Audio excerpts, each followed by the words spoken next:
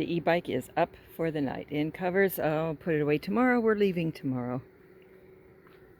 The campsite has been wonderful. There's my van over here. We've been out. I've been transporter taking them places, which is cool. And then we went to my sister's house in San Antonio, and we got an Uber to go downtown to the Riverwalk and to the Alamo. So pretty cool because Leslie's never seen these things before. So that was a nice treat. So there's the snack table, and then our sitting area over here.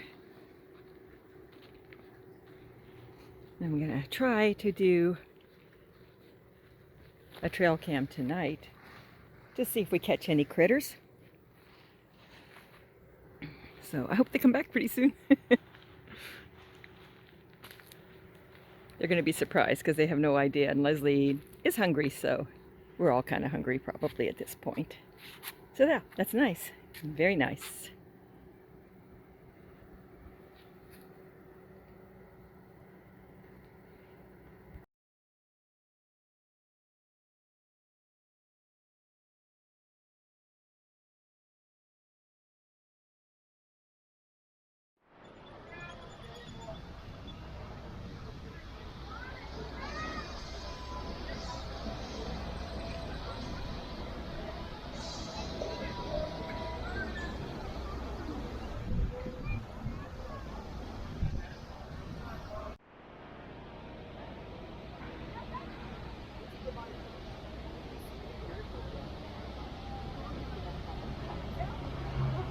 So you got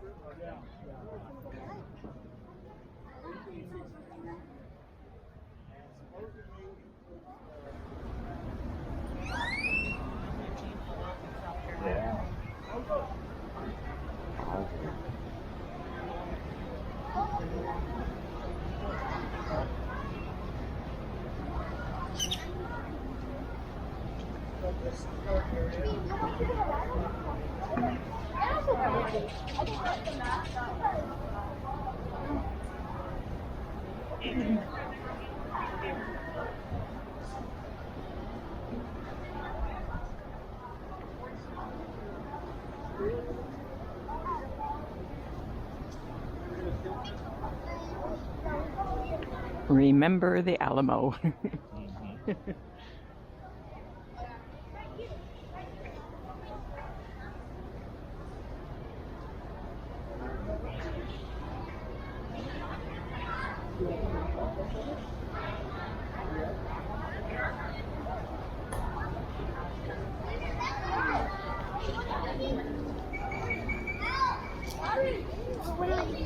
This is like almost your normal lunchtime. Who are my parents?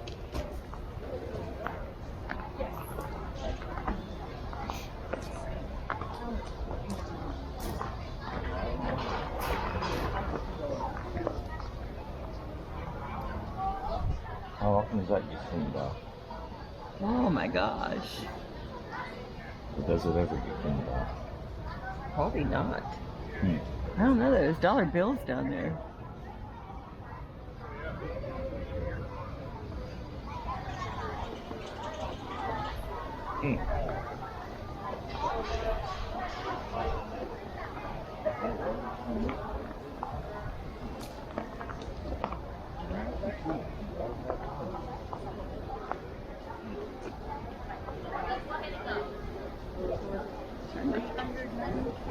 For 30 days, protected this.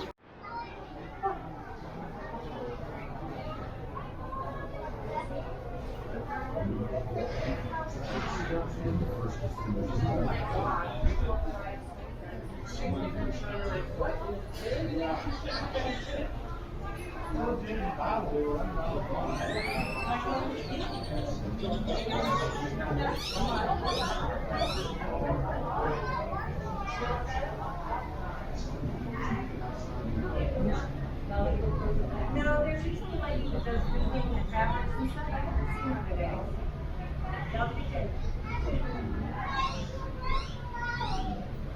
Huh.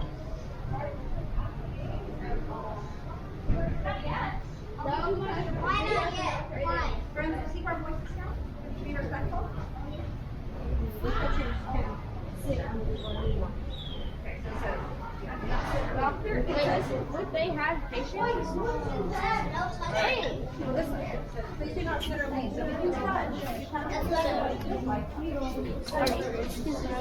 oh, you're the water. Please do not touch. Because there's stuff over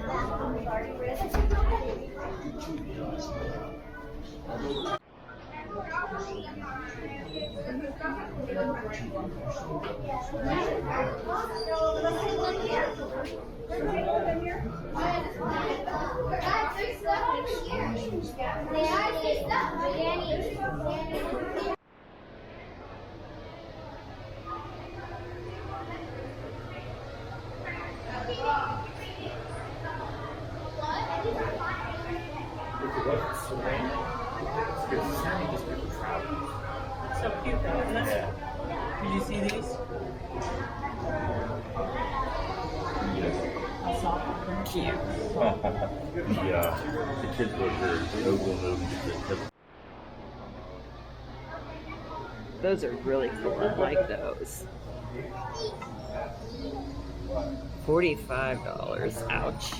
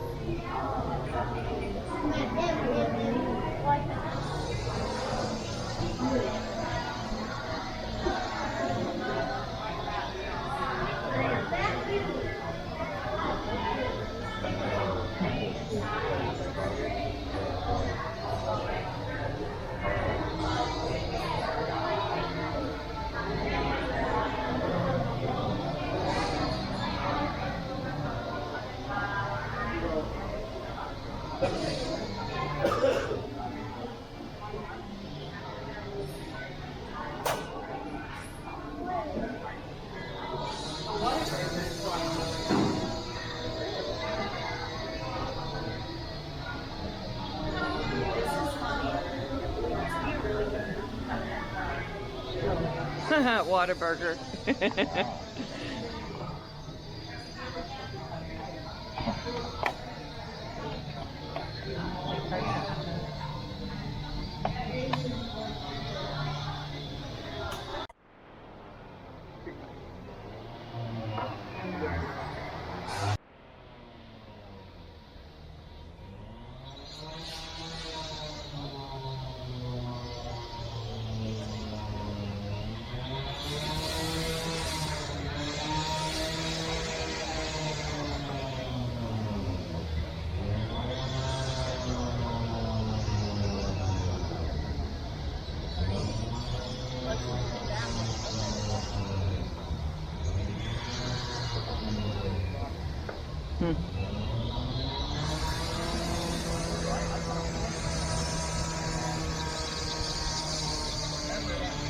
I wonder what they used to soak the canvas in to keep it, make it waterproof.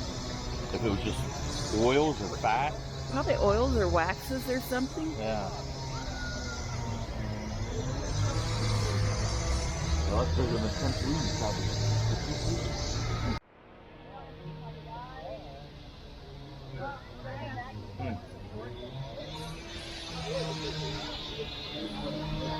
British one. They were British weapons here.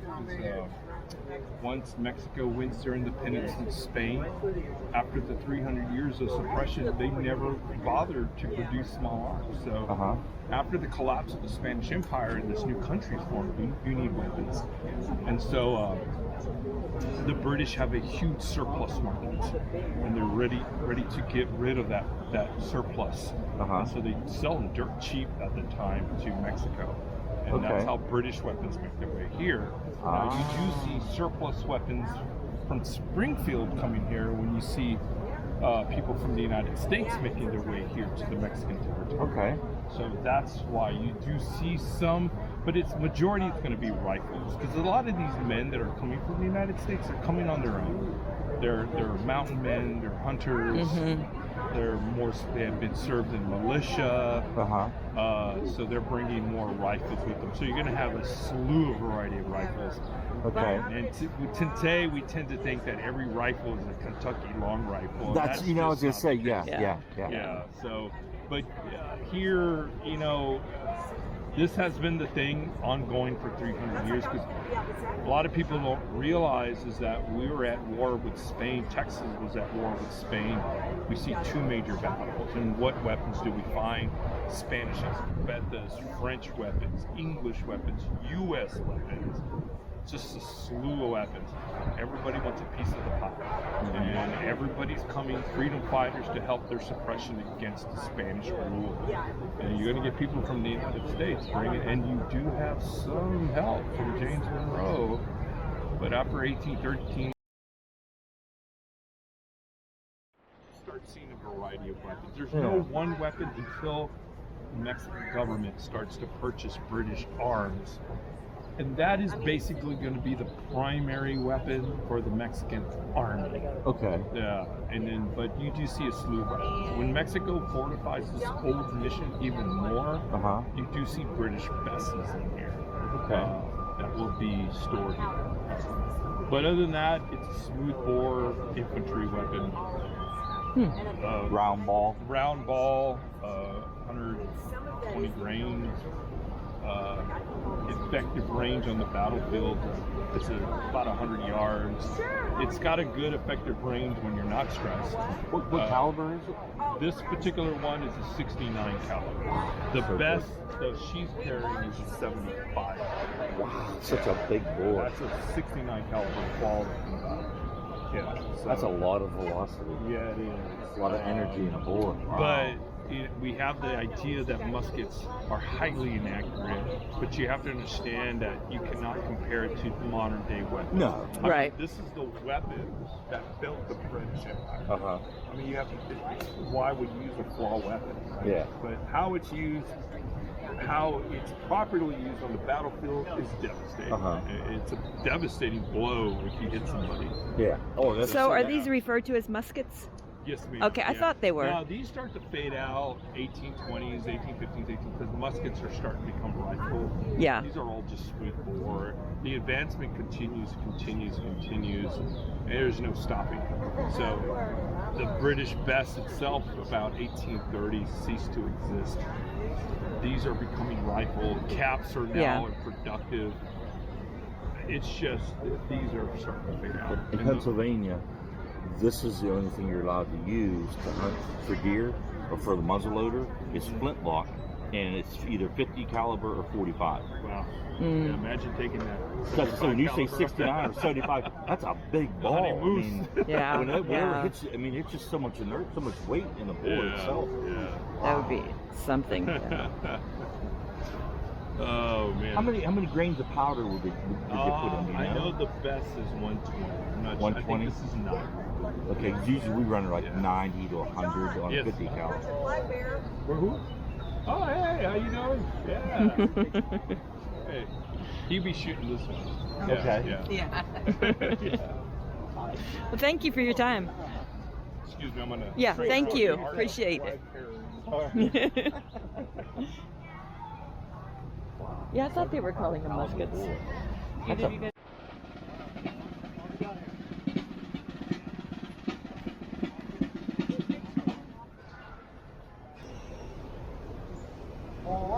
Oh, I gotta get over here.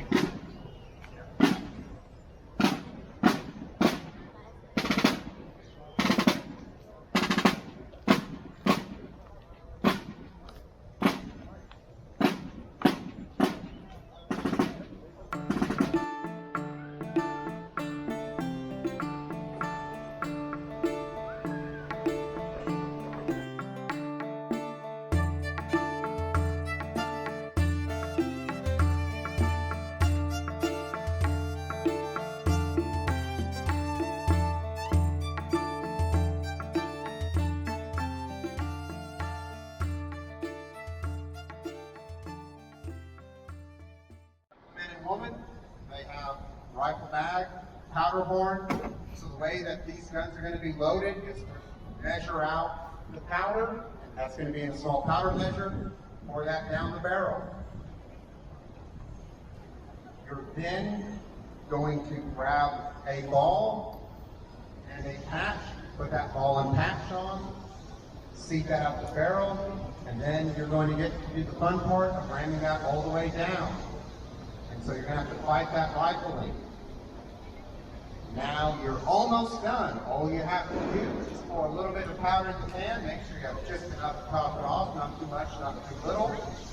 And from there, the gun is loaded and ready to fire.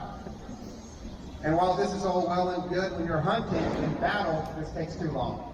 That's why you're going to see the majority of the other men in the department, and what the majority of men on both sides are carrying at the Battle of the Alamo is the gun that I have in my hand. What the other gentlemen have, man in the gray hat, man in the black hat with the blue vest, what are they walking around with? Muskets. These are going to be a soldier's weapon. A musket is a smoothbore firearm that's designed to be loaded quickly. How quickly? 15 to 20 seconds. A little bit better than a minute. But there's a trade-off. These are smoothbore. What does that mean? The barrel is a pipe, so the gun is not accurate. It's only going to be accurate out to 70 yards, not 300 of the rifle. So that means that while this gun can be loaded quicker, it is not going to be good for accurate fire. And indeed, these guns are meant to be used in great line formation. That's also why we all have another big advantage of a musket over a rifle. You see that big pointy thing on the end? That's a bayonet. Looks kind of scary, doesn't it? Well, if it doesn't look scary just on my gun, I want you to imagine a line of men about my size, or our other gentleman's size, marching towards you, all with bayonets fixed, pointed right at you. Would you want to stay and meet them? Correct. Most people would not. That's the idea. It's a weapon of intimidation. It can be used as a weapon of defense and a weapon for close quarters, but the bigger idea is you can also use the bayonet physically to drive the enemy off the field. The guns themselves can also have a third weapon. It's going to be that thick stock. It can be used as a club. So this is very much a soldier's weapon. It's not as delicate as the rifle because it's not meant for rifle's purposes. And last but certainly not least, we have a pistol. Now, why do we have a pistol? That is because the gentleman walking around, John here, is representing the Gahanos. The Gahanos are a horse people. That means they live, breathe, they are probably in quite a few cases born in the saddle. They're some of the best horsemen that you have ever seen. If you are a horseman, oh, that's beautiful. Hopefully this does not affect our firing. But if you are a horseman, a pistol is a great weapon to fire on horseback because it's quick and you can ride up to your enemy and shoot quickly. Now, I will let y'all know because we just had a bit of a sprinkler malfunction. There's an issue with these guns. They all rely on black powder. The musket and the rifle operate the same way. You see that little bitty flint? Flint has to make a spark to set off powder in the pan to blow up and go through a hole, set off the main charge, push out the ball. So you know stuff like water that just came out of the ground? Stuff like that, humidity can mean these guns have a chance of 1 in 7 of misfiring. Humidity can make this gun not fire. If the gun gets wet, it cannot fire. Black powder gets wet, it cannot fire. So hopefully that water did not drench any of our good living historians, and they're going to be able to fire perfectly. But next, what we're going to demonstrate is we'll have 3 men in line, and they'll be firing their muskets. We're going to have John firing the pistol, and then we'll have the other 2 firing the rifles. And this is going to demonstrate the difference in timing between these guns. Now we'll be having 3 riflemen do it in quick time by the drum, which means they're going to load and fire as quick as possible. If any of y'all have a magical timepiece that can keep track of time, I invite you to take it out and you can time them and see how long is it going to take. But I know we're getting to the fun part of the presentation, so I'm going to stop my chatting and we're going to get to the shooting.